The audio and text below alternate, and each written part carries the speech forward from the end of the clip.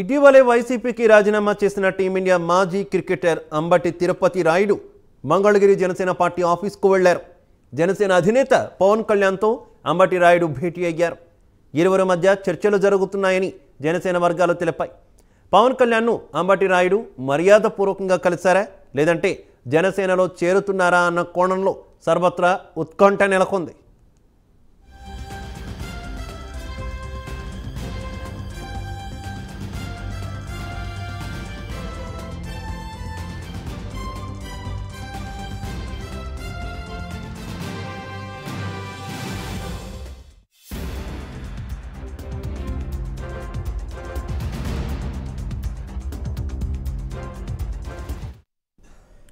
December 28న Ambati Rayudu వైసీపీలో అధికారికంగా చేరారు. 4 రోజుల క్రితం అంబటి రాయుడు వైసీపీకి రాజీనామా చేశారు. ఎందుకు రాజీనామా చేశారన్నది చెప్పలేదు. కానీ 2 రోజుల తర్వాత రాజీనామాకు గల కారణాలపై ట్వీట్ చేశారు. దుబాయ్లో జరిగే ఐఎల్ T20 టోర్నీలో ముంబై ఇండియన్స్ తరఫున ఆడుతున్నానని అంబటి రాయుడు తెలిపారు. ప్రొఫెషనల్ టోర్నీలో ఆడేటప్పుడు రాజకీయాలు పార్టీలతో సంబంధం ఉండకూడదు కాబట్టి రాజకీయాలకు కొంతకాలం పాటు దూరంగా ఉంటానని అంబటి రాయుడు తెలిపారు.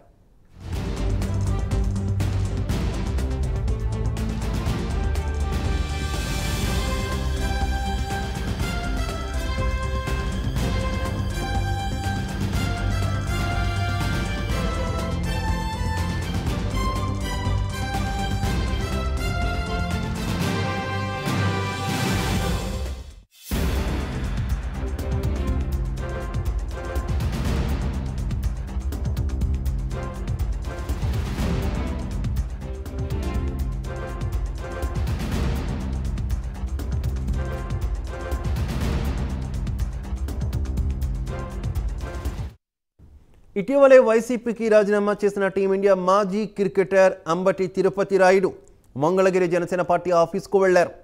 జనసేన అధినేత పవన్ కళ్యాణ్తో అంబటి రాయుడు భేటీ అయ్యారు. ఇరువురి మధ్య చర్చలు జరుగుతున్నాయని జనసేన వర్గాలు తెలిపాయి.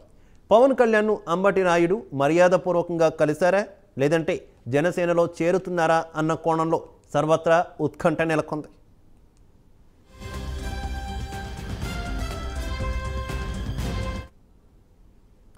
రైట్, ఇక అక్కడ ఉన్నటువంటి తాజా సమాచారాన్ని మా కరస్పాండెంట్ సాంబశివరావు లైవ్ ద్వారా అందిస్తారు.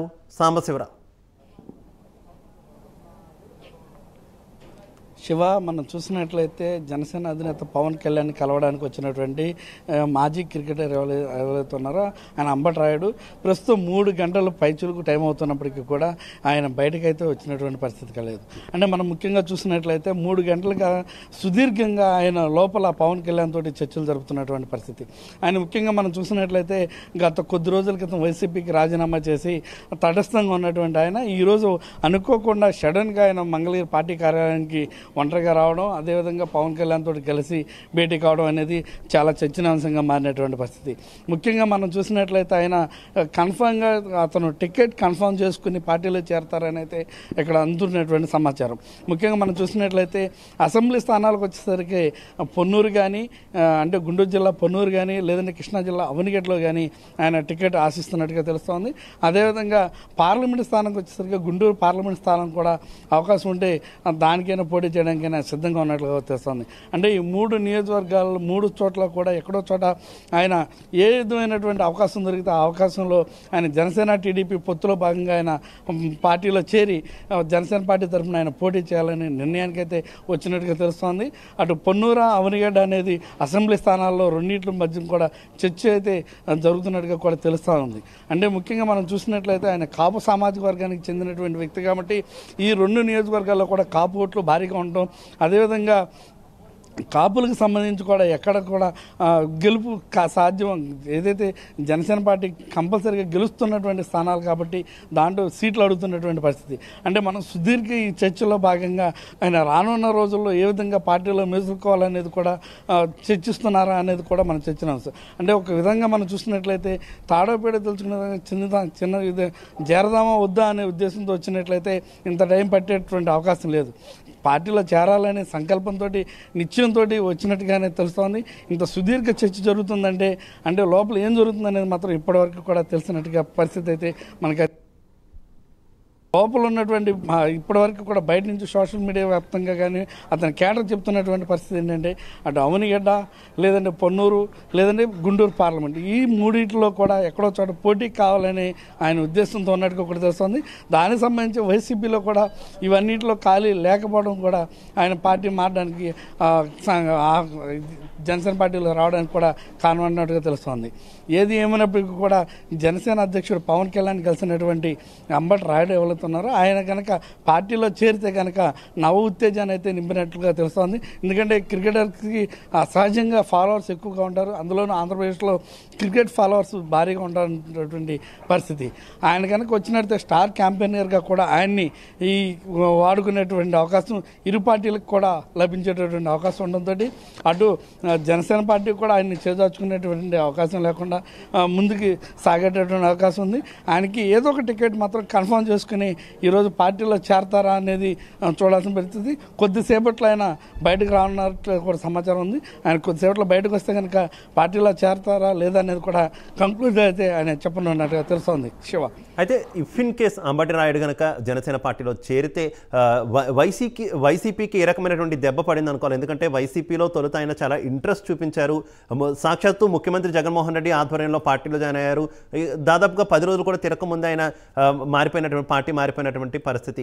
ఏ రకంగా అనుకోవాలి అంటే కాపు అస్త్రాన్ని, ఒక సామాజిక వర్గ అస్త్రాన్ని జనసేన మీద ఆయన వైసీపీ ఈయన్ని అడ్డం పెట్టుకొని, అంబటి రాయుడిని అడ్డం పెట్టుకొని అస్త్రాన్ని ప్రయోగించాలని చూస్తుందంటూ కూడా వార్తలు వచ్చాయి కదా. ఇప్పుడు అది బెడిసి కొడుతుందని అనుకోవాలా? ఏ రకంగా అనుకోవాలి?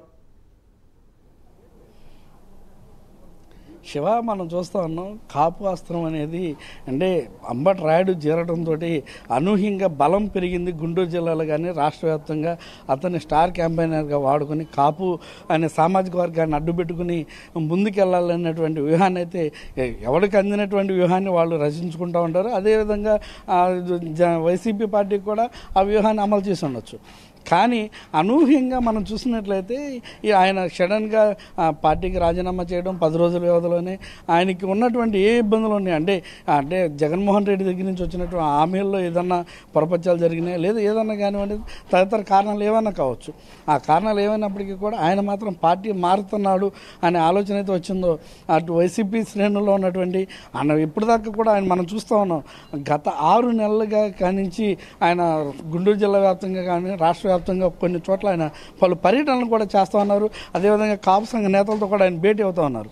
కొన్ని కాలేజెస్లో కానీ ఇతర కార్యక్రమాల్లో కూడా ఆయన పాల్గొంటూ ఉన్నారు. అక్కడ కూడా ఆయనకి చాలా విశేష స్పందన కూడా లభించింది. కాబట్టి ఆయనకి కేడర్ తక్కువ అనేది మాత్రం మనం ఎట్టి పరిస్థితుల్లో తక్కువ అంచనా వేయలేం. ఆయనకి చాలా పెద్ద కేడర్ ఉంటుంది.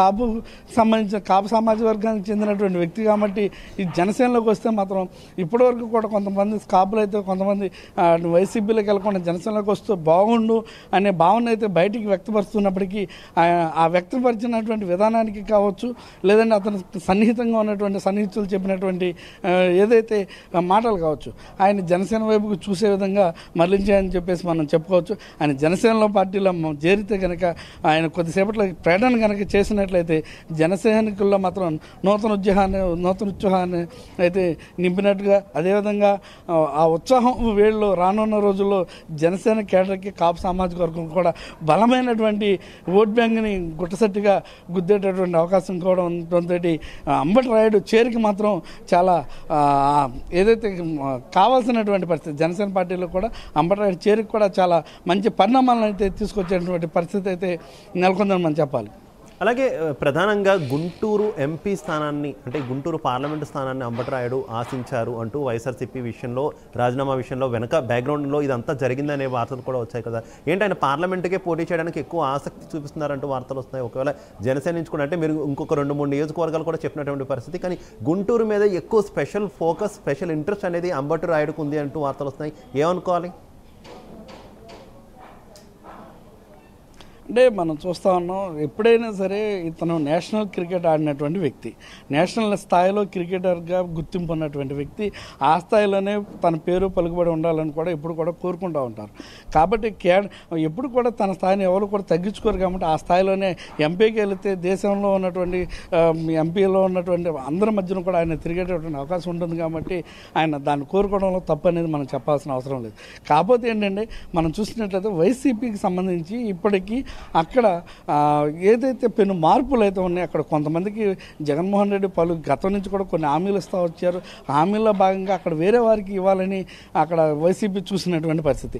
అదేవిధంగా మనం టీడీపీకి చూసినట్లయితే గల్లా జయదేవ్ అనే వ్యక్తి ఇప్పటికీ కొద్దిగా అంటిముట్టినట్టుగా ఉన్నారు. టీడీపీకి సంబంధించి అంటిముట్టినట్టుగా ఆయన గుంటూరు ఎంపీగా ఉన్నటువంటి ఆయన అంటిముట్టినట్టుగా ఉండడంతో ఆ స్థానం కనుక పొత్తులో కనుక అంటే టీడీపీ జనసేన పొత్తులో కనుక ఇస్తే కనుక ఆయన కావాలని కూడా ఆశించడంలో ఎటువంటి తప్పు కూడా లేదు. ఎందుకంటే ఆయన స్టార్ క్యాడర్గా ఉన్నటువంటి వ్యక్తి, స్టార్ క్యాడర్ కలిగినటువంటి వ్యక్తి, అదేవిధంగా స్టార్ ఇమేజ్ ఉన్నటువంటి వ్యక్తి.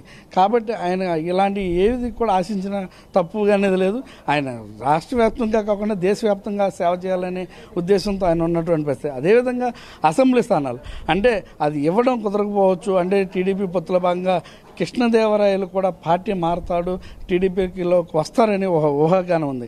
అంటే టీడీపీ కనుక కృష్ణదేవరాయలకి కనుక ఆ స్థానాన్ని కనుక కేటాయించినట్లయితే ఆయనకి గుంటూరు సీటు ఇవ్వడం కుదరదు. కాబట్టి మధ్య మార్గంగా మనం చూసినట్లయితే అటు పొన్నూరు కానీ ఇటు అవనిగడ్డ కానీ ఆయన ఆశిస్తున్నట్టుగా కూడా తెలుస్తూ ఉంది. అంటే పొన్నూరు కానివ్వండి, అవనిగడ్డ కానివ్వండి, జనసేన పార్టీ గెలిచేటటువంటి గెలుపు గుర్రాలు అక్కడ ఎవరు పోటీ చేసినా గెలుస్తారనేటువంటి నమ్మకం ఇప్పటికీ కూడా సడలైనటువంటి నమ్మకంగా ఉన్నటువంటి నియోజకవర్గాలు రెండు. కాబట్టి ఇతను కాపు కాబట్టి కాపు సామాజిక వర్గానికి చెందిన ఓట్లు హెవీగా ఉండడం కూడా అక్కడ ఎక్కువగా ఉండడం కూడా ఇది ప్లస్ పాయింట్ అవుతుంది. కాబట్టి ఆ రెండు నియోజకవర్గాల వైపు కూడా ఆయన చూస్తున్నట్టుగా కూడా మనకి తెలుస్తూ ఉంది. అంటే మధ్య మార్గంగా అంటే గుంటూరు ఎంపీ కాని పక్షంలో మాత్రం ఈ రెండు నియోజకవర్గాలను మాత్రం ఆయన ఆశిస్తున్నట్టుగా తెలుస్తూ ఉంది. Okay thank you.